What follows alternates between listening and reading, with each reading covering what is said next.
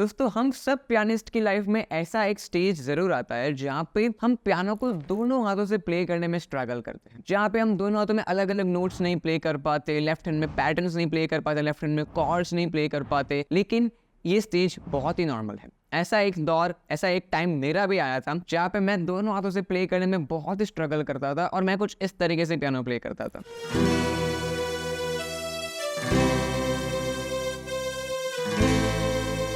लेकिन आज I am playing piano confidently with two hands. मैं लाइव में प्ले करता हूँ, मैं यूट्यूब लाइव पे प्ले करता हूँ, मैं फिजिकली भी लाइव परफॉर्म करता हूँ एंड आज आप सबको पियानो सिखा रहा हूँ इतने लोगों के साथ जुड़कर। तो ये सब कुछ मुझे अचीव मैंने कैसे किया, राइट? मेरे भी कुछ स्ट्रगल्स थे जो कि आज मैं आपके साथ शेयर करने वाला और उसको मैंने कैसे ओवरकम किया, आप कैसे कर सकते हो, सब कुछ आज डिटेल में इस वीडियो में कवर करेंगे।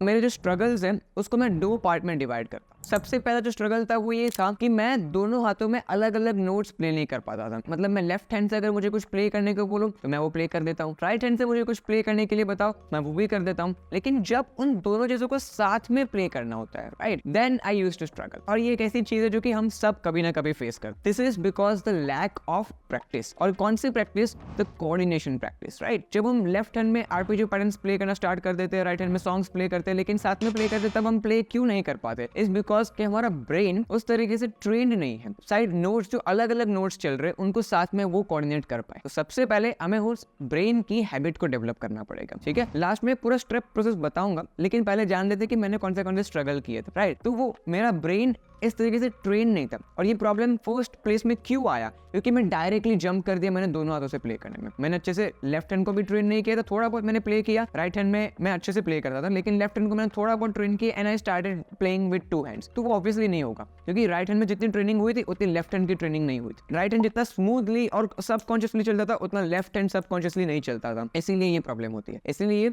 हमें भी क्या करना पड़ता है, हमारे पहले ब्रेन को डेवलप करना पड़ता है to train your left hand first and then jumping to the two hands coordination. Then उसके बाद एक स्टेज आया जहाँ पे मैं आरपीजी पैटर्न्स को प्ले कर पाता था, लेकिन उसके साथ सॉन्ग्स को प्ले नहीं कर पाता था, राइट? दिस इज बहुत सिमिलर, लेकिन मैं फिर भी मेंशन करना चाहूंगा क्योंकि आरपीजीओज में कोऑर्डिनेट करना is very difficult when you are learning. हम सबको लगता है कि बहुत डिफिकल्ट है, क्योंकि आप प्ले करते हो आप एकदम फ्रस्ट्रेट हो जाते हो कि ये क्यों नहीं हो रहा, क्योंकि आपको पैटर्न तो प्ले करना आता है, आप पैटर्न के साथ गा भी लेते हो, कभी कभी राइट हैंड में सॉन्ग भी प्ले करता है, लेकिन देन तुम साथ में क्यों नहीं कर पाते? This is again because of the brain habit जो कि हमने डेवलप नहीं की। उसी को आज ओवरकम किया है मैंने। कैसे किया है? थ्रू एक स्टेप प्रोसेस, राइट? वो एक स्टेप प्रोसेस ऐसा है जिसको फॉलो करने के बाद कोई भी, लिटरली कोई भी दोनों हाथों को मास्टर कर लेगा, क्योंकि इसका एक तरीका होता है, राइट? तो सबसे पहले हमें स्टार्ट करना है हमारे लेफ्ट हैंड ट्रेनिंग से, क्योंकि एज आई मेंशन बिफोर कि जैसे हम राइट हैंड में पियानो प्ले करते हैं तो हम राइट हैंड में पहले बहुत ट्रेनिंग करते हैं, राइट? राइट हैंड से हम सॉन्ग्स को प्ले करते हैं, राइट हैंड में डिफरेंट एक्सरसाइजेस को प्ले करते हैं, नया नया प्ले करते रहते हैं। लेकिन जब हम कॉर्ड सीखते हैं तब उसके बाद हम लेफ्ट हैंड को ट्रेन करना छोड़ देते हैं, राइट? हम डायरेक्टली एक्सपेक्ट करते हैं कि हमारे हाथ दोनों हाथ साथ में चलने लगे, लेकिन दोनों हाथ जब साथ में चलाना है तो दोनों हाथों को इक्वली ट्रेन भी तो करना पड़ेगा, राइट? आपको अगर आप राइटी हो और अगर आपको मैं बोलूँ कि लेफ्ट हैंड से लिखो डायरेक्ट एग्जाम में जाके, तो you won't be able to perform, क्योंकि आपने लेफ्ट हैंड से लिखने की कभी प्रैक्टिस ही नहीं की। And same goes with the lefty, जिनको आप राइट हैंड से लिखने को बोलो वो नहीं लिख पाएंगे। तो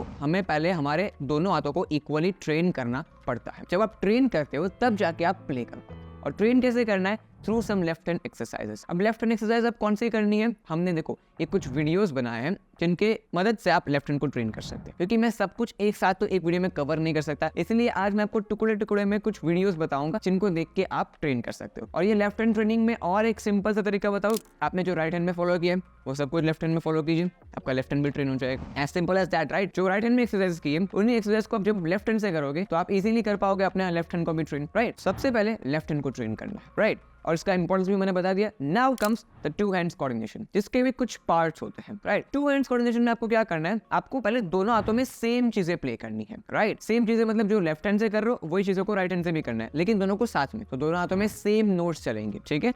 this is the first stage. Second stage आपको क्या करना है? जहाँ पे आपको left hand and right hand में नोट्स को बदलना है। मतलब अगर लेफ्ट हैंड में सी प्ले कर रहे हो तो राइट हैंड में जी होना चाहिए। मतलब जो एक्सरसाइज चल रही है वो एक्सरसाइज दोनों डिफरेंट होनी चाहिए। सेम एक्सरसाइज को दोनों हाथों से नहीं करने, वो हमने कर लिया पिछले वाले स्टेप में। इस स्टेप में आपको दोनों हाथों में अलग अलग नोट्स प्ले करना है, ठीक है? जब आप अलग अलग नोट्स को प्ले करोगे तो ब्रेन को डाइवर्ट करना पड़ेगा, आपको या तो लेफ्ट हैंड पे ध्यान देना पड़ेगा या तो राइट हैंड में ध्यान देना पड़ेगा, डिपेंडिंग अपॉन कि आपका कौन सा हैंड स्ट्रांग है, राइट। मेरे केस में आई वॉज लेफ्टी, तो लेफ्ट हैंड से प्ले करना थोड़ा सा मेरे लिए क्विक हो गया था, राइट। मतलब स्ट्रगल किया था, लेकिन जब मुझे समझ आया तब आसान होने लगा, राइट। तो दोनों हाथों में अलग अलग नोट्स करोगे। स्टार्टिंग में डिफिकल्टी आपको फेस करनी पड़ेगी, नहीं प्ले कर पाओगे, लेकिन वहाँ पे पेशेंस बना के आपको प्रैक्टिस करते रहना है, ठीक है। आपको टाइम देना है, जितना आप टाइम देते जाओगे वो चीज़ें आसान होती जाएंगी। अगर आप 1 घंटे बैठ के बोलोगे नहीं हो रहा है मुझसे और छोड़ दिया तो कभी भी नहीं होगा, ठीक है। You need to give your time, you need to be patient and you need to practice से डेफिनेटली हो जाएगा, क्योंकि this is not a rocket science. आज हजारों लाखों लोग पियानो प्ले कर रहे हैं, they are playing with 2 hands, तो आप भी कर सकते हो। You just need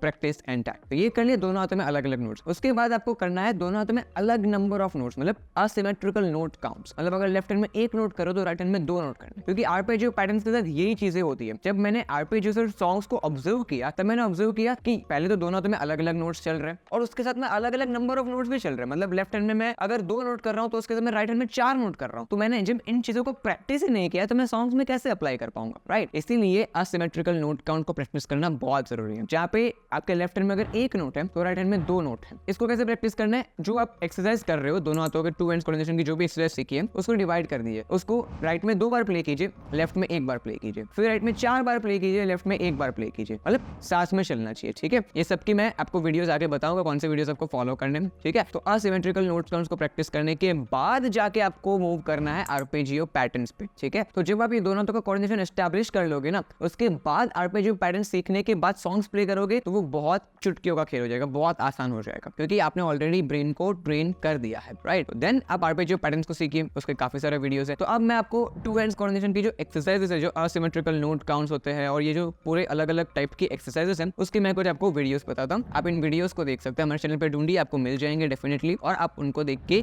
2 hands coordination को प्रैक्टिस कर सकते हो। क्लियर। तो ये हो गया हमारा सेकंड स्टेप। थर्ड आता है हमारा आर्पेजियोस को प्ले करना। आर्पेजियोस को कैसे प्ले करना है, पहले पैटर्न्स को सीखिए, उसके साथ स्केल्स को प्रैक्टिस कीजिए, देन जाके आपको सॉन्ग्स को प्ले करना है, ठीक है। डायरेक्टली पैटर्न सीख के सॉन्ग्स को प्ले नहीं करना है, राइट। तो इस तरीके से जब आप 3 स्टेप को फॉलो करके, first of all left hand training, then 2 hands coordination establish करना है, एंड थर्ड आर्पेजियो पैटर्न को प्ले करना है, तब आप जब 3 स्टेप को फॉलो करोगे तब आपके 2 हैंड्स में मास्टरी आ जाएगी और आपको स्ट्रगल कभी भी फेस नहीं करना पड़ेगा। आपको एक भी स्टेज में दिक्कत नहीं होगी, क्योंकि ये स्टेजेस ऐसे इंक्रीज होते हैं, ठीक है। एक सीढ़ी की तरह है, एक एक सीढ़ी चढ़ते जाओगे तो आखिर में ऊपर पहुंचना ही है, लेकिन एक सीढ़ी से 5वीं सीढ़ी पे जंप करोगे तो गिरने के चांसेस है, ठीक है, और लगने के चांसेस है। इसलिए एक एक करके हमें मूव करना है ये 3 स्टेप की मदद से, ठीक है। So this was the whole step process जो कि मैंने फॉलो किया और मैं अपने स्टूडेंट्स को भी फॉलो करवाता हूं, ताकि वो कभी भी 2 हैंड्स कोऑर्डिनेशन में स्ट्रगल ना फेस करें, ठीक है। और इसी चीज को अगर आप और डिटेल में सीखना चाहते हो, ठीक है, मैंने कुछ वीडियोस तो बताए आपको, लेकिन इसके साथ साथ अगर आपको एक स्टेप बाय स्टेप गाइड चाहिए 2 हैंड्स कोऑर्डिनेशन का, तो we are teaching you this in our 0 to Hero piano course. ये एक ऐसा पियानो कोर्स है जहाँ पे 2 हैंड्स कोऑर्डिनेशन को हमने 3 मॉड्यूल्स में डिवाइड किया है। दैट इज कॉर्ड्स लर्निंग, उसके बाद left hand training and then arpeggios playing, ठीक है। तो ये 3-4 मॉड्यूल्स में डिवाइड करके आपको ये 2 हैंड्स कोऑर्डिनेशन हमने सिखाया है, and this course comes with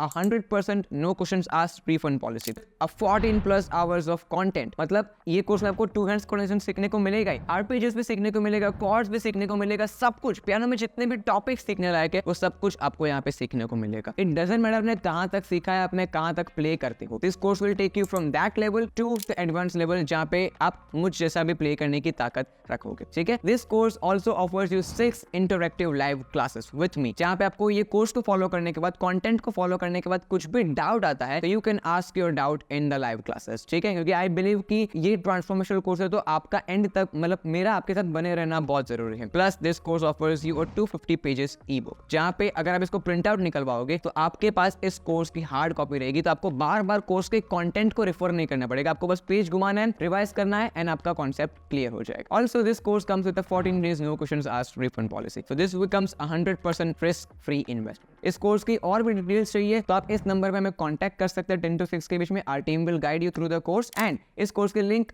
आपको डायरेक्टली डिस्क्रिप्शन में मिल जाएगी, वहां पे जाके परचेस कर सकते हैं। हमारे लैंडिंग पेज पे भी सारी डिटेल्स मेंशन है, और यहाँ पे स्क्रीन के राइट साइड पे देखो एक बटन आ रहा है, क्लिक करने पे आप हमारे लैंडिंग पेज पे पहुंच जाएंगे। वहां पे जाके आप डायरेक्टली कोर्स की डिटेल्स भी पढ़ सकते हैं एंड कोर्स में एनरोल भी कर सकते हैं। कोर्स में एनरोल कीजिए, start transforming yourself from the day 1। I will see you in the course till end keep practising, keep loving.